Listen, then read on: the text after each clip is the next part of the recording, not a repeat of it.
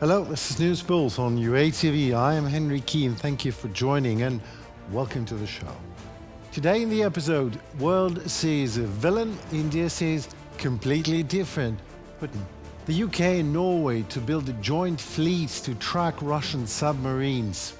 Ukraine wipes out over 1,100 Russian invaders in just 24 hours. Stay tuned for Frontline updates. Russian dictator Putin is beginning his two-day visit to India today. This is his first visit to India in 4 years of war in Ukraine. The talks between Putin and Modi are expected to focus on boosting defense ties, insulating bilateral trade from external pressure and exploring cooperation in terms of small modular nuclear reactors. India Today channel exclusively interviewed Putin, noting that while many around the world portray Russian dictator as what he actually is, a villain, to pro-government Indian journalists, Russian dictator appeared completely different, even though he reiterated the same old narrative that he will continue the war in Ukraine. Let us look closer at key Putin's takeaways. First, he said Russia will, in any case, liberate Donbas and so-called Novorossiya, either militarily or by other means. Second, Russia disagreed with several points of the US peace proposals in Ukraine. In particular, yes, called the work complicated in general. Third, Russia goes not intend to return to G8 format at all. The G7's share of the global economy is shrinking every year like a shagreen skin, Putin said. The meeting with Witkoff and Kushner was very useful, Putin said, and Russia allegedly proposed that Ukraine, I quote now, withdraw all troops from Donbas and just avoid military actions. But Kyiv prefers war, Putin says, and that Europeans need to get involved in the work on the Ukrainian settlement, not hindering it. Well, Kyiv is gearing up for another round of talks in the United States after the American delegation returned from Moscow. President Volodymyr Zelenskyy announced the move. Communication with officials from Donald Trump's administration is active and ongoing. The latest discussions in Geneva and Florida made one thing clear. He said Ukraine's voice is being heard, he notes. We are preparing meetings in the United States. After the American team returned from Moscow and held the relevant consultations in Washington, Rustem Umerov, Andrii Sybiha, and everyone needed for the negotiations will continue their dialogue with representatives of President Trump. We expect updates in the coming days regarding these meetings, contacts, and negotiations, whether in-person meetings or phone conversations. There is constant communication among all partners and between the partners and Ukraine. Everything is moving quite productively right now. At the meetings in Geneva and Florida, Ukraine was heard and Ukraine's position was taken into account. And this is important. We expect this to continue. Only with consideration of Ukraine's interests is a dignified peace possible. Another round of talks between Kyiv and Washington is set for today in Miami. Steve Witkoff and Jared Kushner meet with Ukraine's lead negotiator Rustem Umerov to continue discussions on the so-called Trump's peace plan.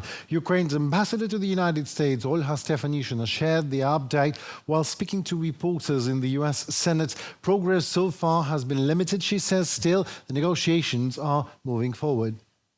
Serhiy Kislitsa, Ukraine's deputy foreign minister, expressed his deep respect for Marco Rubio, not only as the top US diplomat, but also as a statesman with extensive political experience.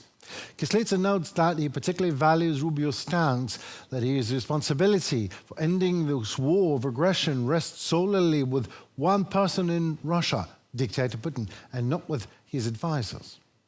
Question was, do you, and how confident are you? Last question. Secretary Rubio said, it's hard to tell about confidence level on it, because ultimately the decisions have to be made, in the case of Russia, by Putin alone, not his advisors. Only Putin can end this war on the Russian side. From the Serhiy Kislitsa's post on X social network. Ukraine and Russia had the opportunity to reach a peace agreement earlier, but did not take it. US President Donald Trump said that at a briefing at the White House. He emphasized that he considers the war a tragedy that could have been avoided. Trump also commented on the meeting between Witkoff and Putin in Moscow. It's a war that should have never been started. It's a war, if I were president, we had a rigged election. If I were president, that war would have never happened. It's a terrible thing. President Putin had a very good meeting yesterday with Jared Kushner and with Steve Witkoff. What comes out of that meeting, I can't tell you, because it does take two to tango. You know, Ukraine, I think we have something pretty well worked out with them. Ukraine is counting on the US Congress to pass legislation act that would toughen sanctions on Russia and formally designate it as a state sponsor of terrorism. Ukraine's ambassador to the United States, Olga Stefanishina, said. She highlighted that Ukraine continues to enjoy solid bipartisan backing in both the Senate and the House. Stefanishina also noted that Kiev is actively working with American lawmakers to push forward the Graham Blumenthal sanctions bill, designed to ramp up pressure on Russia's dictator instead of trying talking sense into him. Ukraine's Foreign Minister Andrii Sybiha highlighted the key outcomes of the recent international meeting, stressing the unprecedented level of allied support and the crystal clear decisions made in favor of Ukraine's defense. That's roughly $1 billion in additional funding from our allies to support our army through the Pearl program. For me, as Ukraine's foreign minister, a country that's at war, it was really important to feel that unity and rock-solid determination to keep backing us, especially right now. The discussion was super concrete. Every single speaker brought up specific things that need to get done. The United Kingdom and Norway are gearing up to sign a historic defense pact that includes setting up a joint naval force.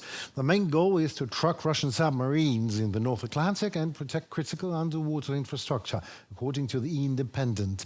The deal is being called the Luna House Agreement, named after the Luna House base on the Shetland Islands that the Norwegian resistance used as a secret hub during World War II. What is worth noting is that the British Ministry of Defense says Russian naval activity in waters around the United Kingdom has jumped 30% over the past 2 years. While over the past 24 hours, the armed forces of Ukraine have eliminated 1,140 Russian occupiers, according to the General Staff of the Ukrainian Armed Forces. Losses of the Russian army since the start of the full-scale war have, as of today, mounted 1,177,000 in dead and wounded. In addition, yesterday, Ukrainian forces destroyed 3 Russian tanks, 3 armored combat vehicles, 29 artillery systems, 1 multiple rocket launcher system, and 125 units of enemy vehicles and special military equipment. In the world of cybersecurity and national security, growing alarm is sounding over Russia's misuse of stolen Ukrainian web IP addresses. Recent reports reveal that state-backed actors are hijacking IP addresses, databases, blocks from Ukrainian providers to mask cyber attacks and obviously run disinformation campaigns. These addresses work like digital passports. They hide the real origin of the attacks while letting Russia carry out illegal activities in occupied territories or in parts of internet where governance is already fragile. What we're seeing actually is a dangerous overlap between IP address management, cybersecurity, and international sanctions. Stolen IP addresses aren't just a technical resource. They're a strategic weapon that can destabilize critical networks and make it insanely hard to pin attacks on the real culprits. At the international level, close cooperation between regulators, providers, and international bodies is the only way to shut down these loopholes and hold the people exploiting these addresses accountable. Alexander Fedienko, cybersecurity expert, entrepreneur, public figure, and Ukrainian politician, in a comment to Ukrinform. Measures are being discussed to revoke or even block these stolen IPs completely, along with potential regulatory tweaks to stop them from falling into hands of bad actors who obviously use them for illegal purposes. This whole issue sits right at the crossroads of cybersecurity, international law, and sanctions policy, with a clear call for much tighter coordination between the regulators, connectivity providers, and national authorities. The fight against the misuse of stolen IP addresses requires a multi-sectoral approach, strengthening detection capabilities, enhancing international cooperation, and ensuring that regulations are enforced decisively to prevent these addresses from continuing to be a resource for operations that threaten regional stability. Andrii Pilipenko, Ukrainian attorney at law, in a comment to Ukrinform. Russian troops are getting bogged down in street fighting in Pokrovsk. According to fighters from the 7th Corps of Ukraine's air assault forces, the enemy is trying to ramp up propaganda and disinformation, as usual, spreading false claims that the city has been captured in full. Meanwhile, the situation on the ground remains tense indeed, but the invaders are actively assaulting the northern parts of Pokrovsk, while Ukrainian forces continue their defense operations there and work to expand the city's logistic corridor. While despite heavy fighting, Ukrainian defense forces in the Mirnograd area have successfully rotated several units. Russia is supposedly trying at least, a comeback in global politics. At least throughout 2025, Kremlin propaganda has been trying actively to convince people across the entire country of exactly that. To prove it, they highlighted and spun foreign trips of the world's most notorious international criminal, yes, Vladimir Putin. The message was he visited China and India, and why not to count Kyrgyzstan and Tajikistan as foreign trips, right? He even made a rare visit to the United States, yes, for the first time in 10 years. Of course, propaganda conveniently omitted quite a questionable success of that visit, including a cancelled lunch between delegations, equally absent in the Kremlin narratives and mentioning about the trips that were planned but never happened. For example, Putin skipped the G20 summit in South Africa, as well as a meeting with his BRICS allies in Brazil, all because of the Russian dictator's panic over the even slightest possibility of ending up at the trial bench at The Hague.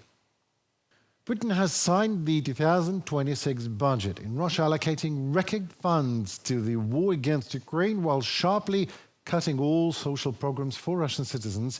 Nearly 1/3 of all spending level, a fact not seen even since the Soviet era, is going to military. Almost 13 trillion rubles for the army and weapons.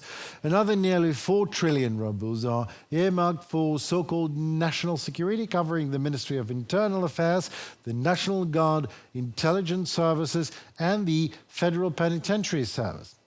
In total, Russia's security forces will receive over 16.5 trillion rubles at almost 40% of the entire federal budget. The budget also reflects a massive deficit, which is 1.6% of GDP, driven by obviously collapse in oil and gas revenues caused by sanctions and Ukrainians' long-range strikes. To fill the gap, the Russian authorities have decided to cut social programs, reducing the share of spending to just 25%, the lowest level in the past 20 years. Ukrainian defense forces have turned the tables near Kupiansk, pushing the Russian occupation army back to the northern outskirts of the city and establishing a kill zone around the settlements, according to Viktor Trehubov, head of the communication department of the Joint Forces Group. Despite any claims that Russian army has captured Kupiansk, the situation for Russian forces in the sector of the front is dire and worsening. Supply routes for the Kremlin's army have been cut, and Russians are effectively unable to bring any reinforcements. That seems to be it for today. I'm Henry Keane. Thank you so very much for your attention and stance in favor of Ukraine. Of course, please do not forget to subscribe to our channel so to stay tuned to what is happening in the world, presented to you by us, UATV, in Ukrainian perspective. Thank you, goodbye, and see you soon.